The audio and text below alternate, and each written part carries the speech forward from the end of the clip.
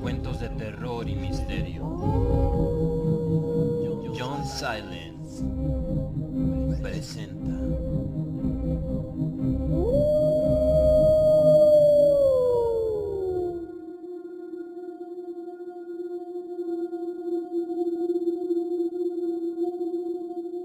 El pantano de la luna, de Lovecraft, en la voz de John Silence.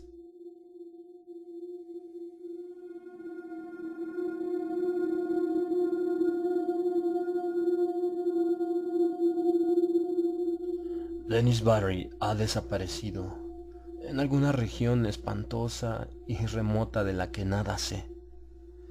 Estábamos juntos la última noche que pasó entre los hombres y oí sus gritos cuando el ser lo atacó, pero ni todos los campesinos y policías del condado de Mead pudieron encontrarlo, ni a él, ni a los otros, aunque los buscaron por todas partes.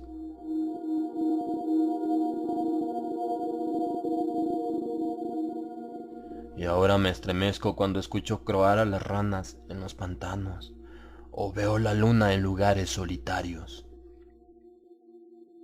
Había intimado con Dennis Barry en Estados Unidos, donde éste se había hecho rico, y lo felicité cuando recompró el viejo castillo junto al pantano, en el tranquilo Kildare.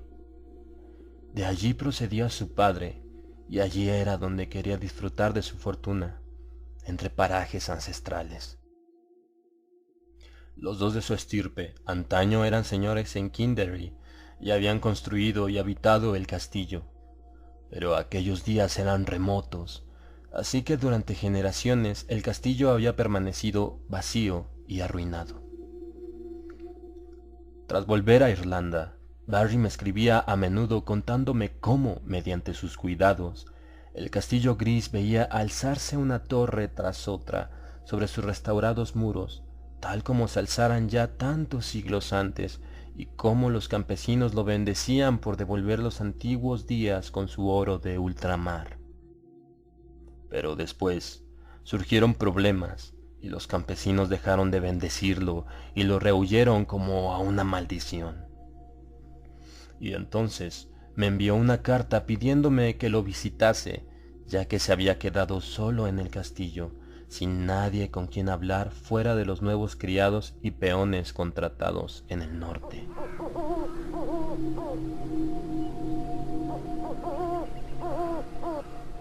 La fuente de todos los problemas era la ciénaga, según me contó Barry la noche de mi llegada al castillo. Alcancé Kildare en el ocaso veraniego, mientras el oro de los cielos iluminaba el verde de las colinas y arboledas y el azul de los marjales, donde sobre un lejano islote unas extrañas ruinas antiguas resplandecían de forma espectral. El crepúsculo resultaba verdaderamente grato, pero los campesinos de Ballylough me habían puesto en guardia y decían que Kildare estaba maldita, por lo que casi me estremecí al ver los altos torreones dorados por el resplandor. El coche de Barry me había recogido en la estación de Ballylough, ya que el tren no pasa por Kildare. Los aldeanos habían esquivado al coche y su conductor, que procedía del norte, pero a mí me habían susurrado cosas, empalideciendo al saber que iba a Kildare. Y esa noche, tras nuestro encuentro, Barry me contó por qué. Los lugareños habían abandonado Kildare porque Dennis Barry iba a dragar la Gran Ciénaga. A pesar de su gran amor por Irlanda, Estados Unidos no lo había dejado intacto y odiaba ver abandonada la amplia y hermosa extensión de la que podía extraer turba y desecar las tierras. Las leyendas y supersticiones no lograron conmoverlo y se rió cuando los aldeanos primero rehusaron ayudarle y más tarde, viéndolo decidido, lo maldijeron marchándose a Ballylough con sus escasas pertenencias. En su lugar, contrató trabajadores del norte y cuando los criados lo abandonaron, también los reemplazó. pero Barry se encontraba solo entre forasteros, así que me pidió que lo visitara.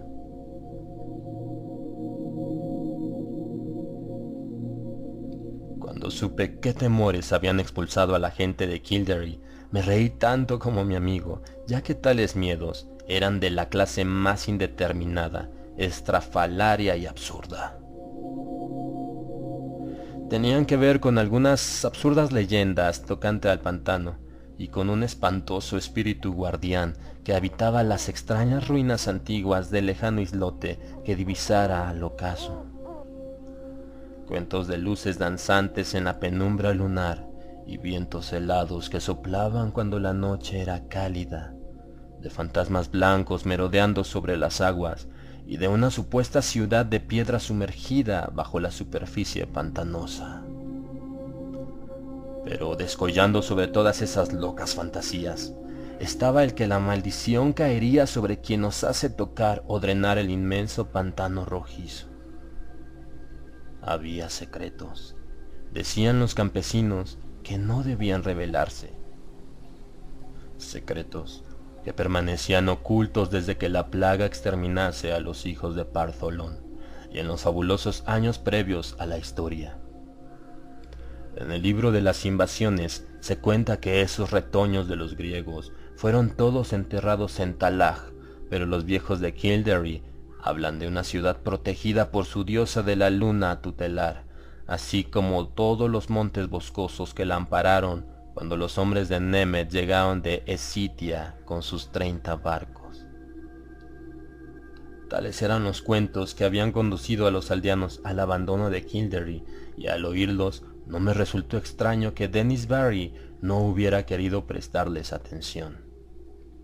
Sentía, no obstante, gran interés por las antigüedades, y estaba dispuesto a explorar a fondo el pantano.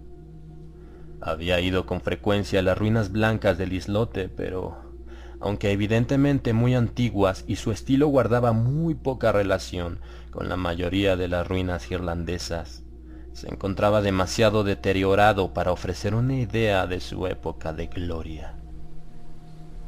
Ahora se estaba a punto de comenzar los trabajos de drenaje, y los trabajadores del norte pronto despojarían a la ciénaga prohibida del musgo verde y del brezo rojo, y aniquilarían los pequeños regatos sembrados de conchas y los tranquilos estanques azules bordeados de juncos. Me sentí muy cansado cuando Barry me hubo contado todo aquello, ya que el viaje durante el día había resultado fatigoso y mi anfitrión había estado hablando hasta bien entrada la noche.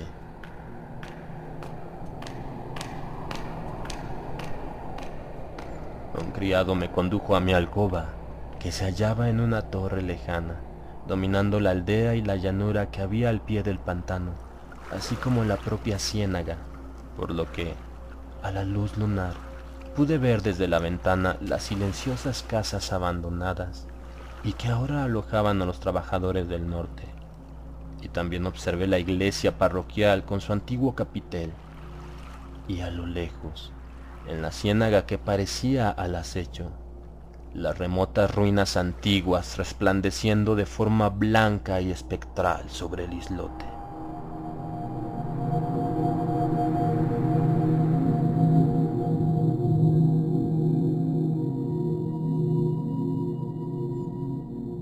Al tumbarme, creí escuchar débiles sonidos en la distancia, sones extraños y medio musicales que me provocaron una rara excitación que invadió mis sueños.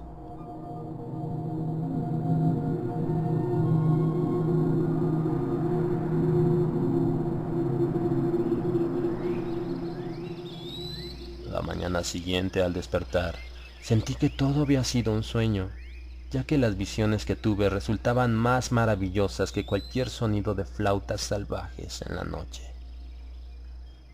Influida por la leyenda que me había contado Barry, mi mente había merodeado en sueños en torno a una impresionante ciudad, imponente, ubicada en un valle verde, cuyas calles y estatuas de mármol, villas y templos, frisos e inscripciones, evocaban de diversas maneras la gloria de Grecia. Cuando compartí ese sueño con Barry, Nos echamos a reír juntos, pero yo me reía más porque él se sentía perplejo ante la actitud de sus trabajadores norteños. Por sexta vez se habían quedado dormidos, despertando de una forma muy lenta y aturdidos, actuando como si no hubieran descansado, aun cuando se habían acostado temprano. Esa mañana y tarde vagué a solas por la aldea bañada por el sol, hablando aquí y allá con los fatigados obreros, ya que Barry estaba ocupado con los planes finales para comenzar su trabajo de desecación. Los peones no estaban tan contentos como debieran, ya que la mayoría parecía desasosegada por culpa de algún sueño, aunque intentaban en vano recordarlo. Les conté el mío, pero no se interesaron por él hasta que no mencioné los extraños sonidos. Entonces me observaron extrañamente y afirmaron que ellos también creían recordar sonidos extraños.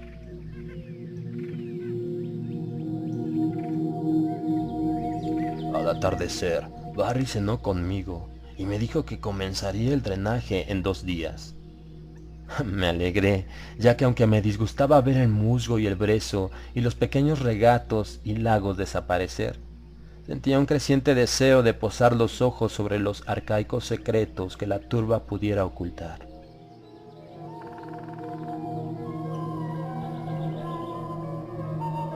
Y esa noche, el sonido de resonantes flautas y peristilos de mármol tuvo un final brusco e inquietante, ya que vi caer sobre la ciudad del valle una pestilencia, y luego la espantosa avalancha de las laderas boscosas que cubrieron los cuerpos muertos en las calles y dejaron expuesto tan solo el templo de Artemis en lo alto, donde Cleis, la anciana sacerdotisa de la luna, yacía fría y silenciosa, con una corona de marfil sobre sus sienes de plata.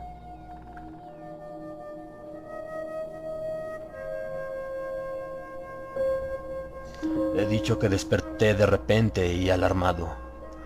Por un instante no fui capaz de determinar si me encontraba despierto o dormido, pero cuando vi sobre el suelo el helado resplandor lunar y los perfiles de una ventana gótica enrejada, decidí que debía estar despierto y en el castillo de Kildare.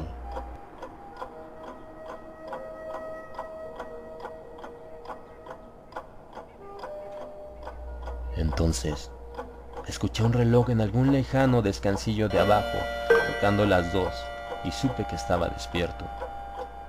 Pero aún me llegaba el monótono toque de flauta a lo lejos, brisas extrañas, salvajes, que me sugerían alguna danza de faunos en el remoto Ménalo. No me permitía dormir y me levanté impaciente. Solo por casualidad, llegué a la ventana norte y vislumbré la silenciosa aldea, así como la llanura al pie de la ciénaga. No quería mirar, ya que lo que deseaba era dormir, pero las flautas me atormentaban y tenía que hacer o mirar algo. ¿Cómo sospechar lo que estaba a punto de ver? Allí, a la luz de la luna que fluía sobre el espacioso llano, se desarrollaba un espectáculo que ningún mortal, habiéndolo presenciado, podría nunca olvidar.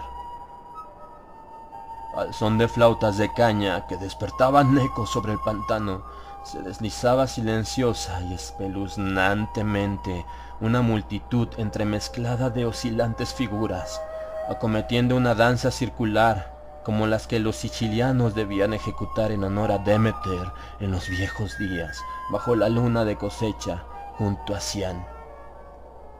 La amplia llanura, la dorada luz lunar, las siluetas bailando entre las sombras y, ante todo, el estridente y monótono son de flautas casi me paralizó, aunque a pesar de mi horror, percibí que la mitad de aquellos bailarines eran los peones que yo había creído dormidos, mientras que la otra mitad eran extraños seres blancos y aéreos de naturaleza indefinida que, sin embargo, sugerían meditabundas y pálidas náyades de las amenazadas fuentes de la ciénaga. No sé cuánto estuve contemplando esa visión desde la ventana del solitario torreón antes de derrumbarme bruscamente en un desmayo sin sueños del que me sacó el sol de la mañana ya alto.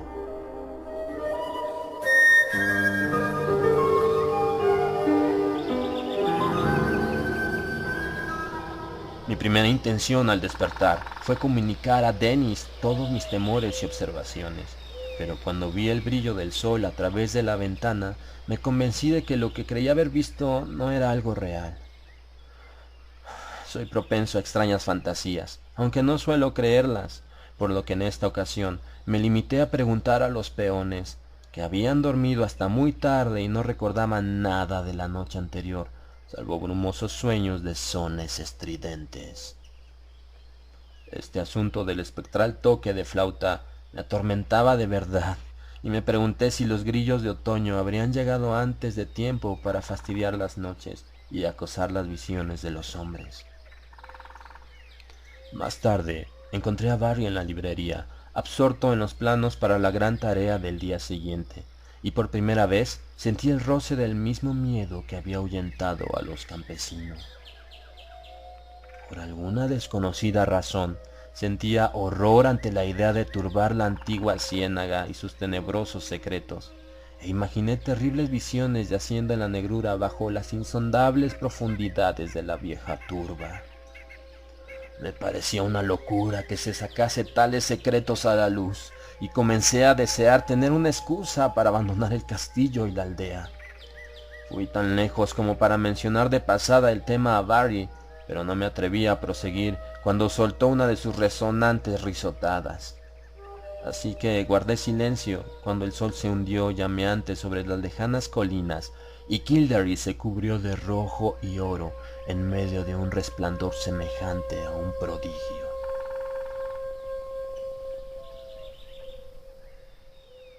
Nunca sabré a ciencia cierta si los sucesos de esa noche fueron realidad o ilusión.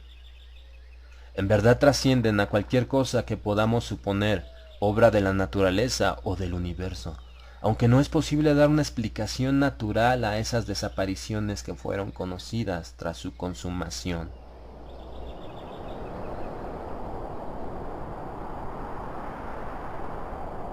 Me retiré temprano y lleno de temores, y durante largo tiempo me fue imposible conciliar el sueño en el extraordinario silencio de la noche. Estaba muy oscuro, ya que a pesar de que el cielo estaba despejado, la luna estaba casi en fase de nueva y no saldría hasta la madrugada. Mientras estaba en la cama, pensé en Dennis Barry y en lo que podía ocurrir en esa ciénaga al llegar el alba, y me descubrí casi frenético por el impulso de correr en la oscuridad, subir al coche de Barry y conducir enloquecido hacia Ballylough, fuera de las tierras amenazadas. Pero antes de que mis temores pudieran concretarse en acciones, me había dormido y atisbaba sueños sobre la ciudad del valle, fría y muerta bajo un sudario de sombras espantosas.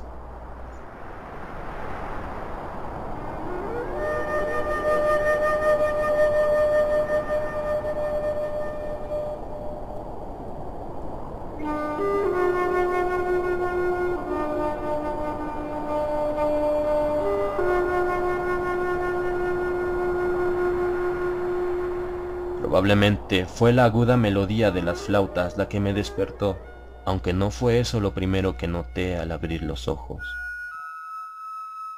Me encontraba tumbado de espaldas a la ventana este, desde la que se divisaba el pantano y por donde la luna menguante se alzaría, y por tanto yo esperaba ver incidir la luz sobre el muro opuesto frente a mí, pero no había esperado ver lo que apareció. La luz, efectivamente, iluminaba los cristales del frente, pero no se trataba del resplandor que da la luna. Terrible y penetrante resultaba el caudal de roja refulgencia que fluía a través de la ventana gótica, y la estancia entera brillaba envuelta en un fulgor intenso y ultraterreno. Mis acciones inmediatas resultan peculiares para tal situación, pero tan solo en las fábulas los hombres hacen las cosas de forma dramática y previsible. En vez de mirar hacia la ciénaga en busca de la fuente de esa nueva luz, aparté los ojos de la ventana, lleno de terror, y me vestí desmañanadamente con la aturdida idea de huir. Me recuerdo tomando sombrero y revólver, pero antes de acabar, había perdido ambos sin disparar el uno ni calarme el otro. Pasado un tiempo, la fascinación de la roja radiación venció en mí el miedo y me arrastré hasta la ventana oeste, mirando mientras el incesante y enloquecedor toque de flauta gemía y reverberaba a través del castillo y sobre la aldea. Sobre la ciénaga caía un diluvio de luz ardiente, escarlata y siniestra, que surgía de la extraña y arcaica ruina del lejano islote. No puedo describir el aspecto de esas ruinas. Debí estar demente, ya que parecía alzarse majestuosa y pletórica, espléndida y rodeada de columnas, y el reflejo de llamas sobre el mármol de la construcción hendía el cielo como la cúspide de un templo en la cima de una montaña. Las flautas chillaban y los tambores comenzaron a doblar, y mientras yo observaba lleno de espanto y terror, creí ver oscuras formas saltarinas que silueteaban grotescamente contra esa visión de mármol y resplandores. El efecto resultaba titánico, completamente inimaginable, y podría haber estado mirando eternamente, de no ser que el sonido de flautas parecía crecer hacia la izquierda. Trémulo por un terror que se mezclaba de forma extraña con el éxtasis, crucé la sala circular hacia la ventana norte, desde la que podía verse la aldea y el llano que se abría al pie de la ciénaga.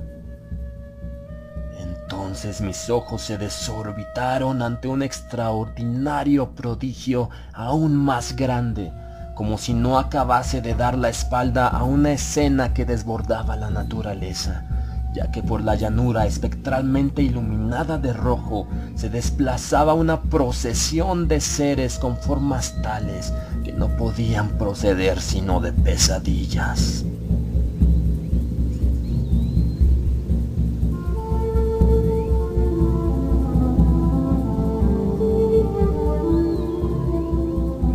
Medio deslizándose, medio flotando por los aires, los fantasmas del pantano, ataviados de blanco, iban retirándose lentamente hacia las aguas tranquilas y las ruinas de la isla en fantásticas formaciones que sugerían alguna danza ceremonial y antigua.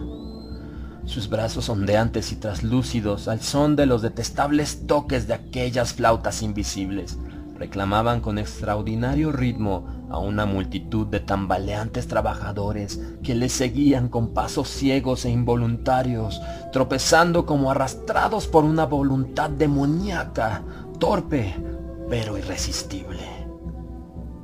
Cuando las náyades llegaban a la ciénaga sin desviarse, una nueva fila de rezagados tropezando como borrachos, abandonando el castillo por alguna puerta apartada de mi ventana, fueron dando tumbos por el patio y a través de la parte interpuesta de la aldea, se unieron a la titubeante columna de peones en la llanura.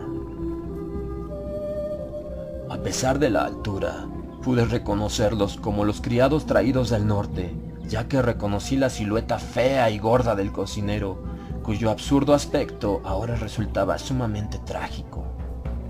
Las flautas sonaban de forma horrible y volví a escuchar el batir de tambores procedentes de las ruinas de la isla. Entonces, silenciosa y graciosamente, las náyades llegaron al agua y se fundieron una tras otra con la antigua ciénaga, mientras la línea de seguidores, sin medir sus pasos, chapoteaba desmañanadamente tras ellas para acabar desapareciendo en un leve remolino de insalubres burbujas que apenas pude distinguir en la luz escarlata.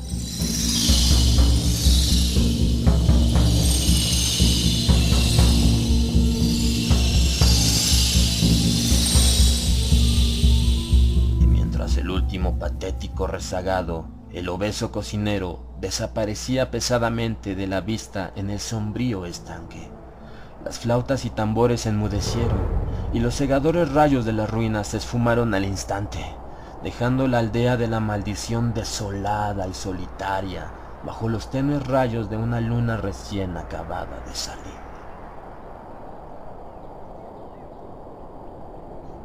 Mi estado era ahora el de un indescriptible caos. No sabiendo si estaba loco o lúcido, dormido o despierto, me salvé solo gracias a un piadoso embotamiento. Creo haber hecho cosas tan ridículas como rezar a Artemisa, Latona, Demeter, Perséfone y Plutón. Todo cuando podía recordar de mis días de estudios clásicos de juventud me acudió a los labios mientras los horrores de la situación despertaban mis supersticiones más arraigadas. Sentía que había presenciado la muerte de toda una aldea y sabía que estaba a solas en el castillo con Dennis Barry, cuya audacia había desatado la maldición. Al pensar en él me acometieron nuevos terrores y me desplomé en el suelo, no inconsciente, pero sí físicamente incapacitado. Entonces sentí el frío soplo desde la ventana este por donde se había alzado la luna y comencé a escuchar los gritos en el castillo, abajo. Pronto tales gritos habían alcanzado una magnitud y cualidad que no quiero transcribir y que me hacen enfermar al recordarlos.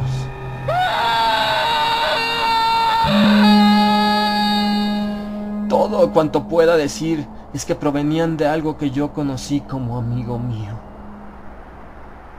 En cierto instante, durante ese periodo estremecedor, el viento frío y los gritos debieron hacerme levantar, ya que mi siguiente impresión es la de una enloquecedora carrera por la estancia y a través de corredores negros como la tinta, y fuera, cruzando el patio para sumergirme en la espantosa noche.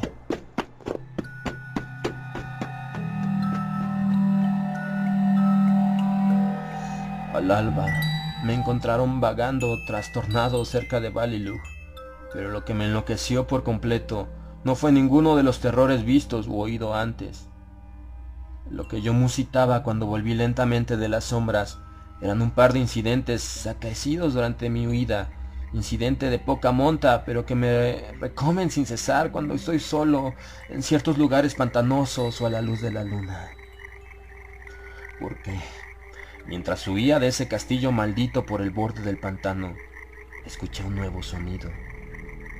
Algo común, aunque no lo había oído antes en Kildare.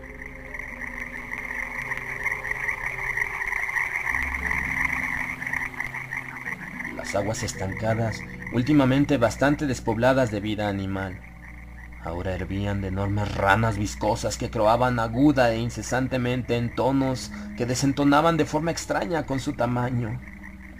Relucían verdes e hinchadas bajo los rayos de la luna y parecían contemplar fijamente la fuente de luz. Yo seguí la mirada de una rana muy gorda y fea y vi la segunda de las cosas que me hizo perder la razón. Tendido entre las extrañas ruinas antiguas y la luna menguante, mis ojos creyeron descubrir un rayo de débil y trémulo resplandor que no se reflejaba en las aguas de la ciénaga. Y ascendiendo por ese pálido camino, mi mente febril imaginó una sombra leve que se debatía lentamente, una sombra vagamente perfilada que se retorcía como arrastrada por monstruos invisibles.